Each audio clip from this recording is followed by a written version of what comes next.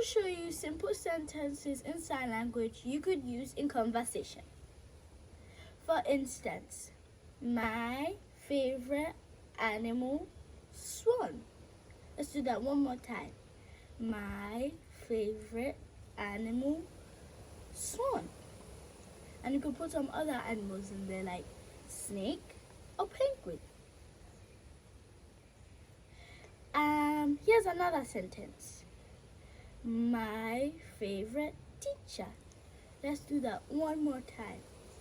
My favorite teacher. And the last sentence of the day is my favorite number. My favorite number. Let's do that one more time. My favorite number. You could say your favorite number is number 1 or number 6. See you next time.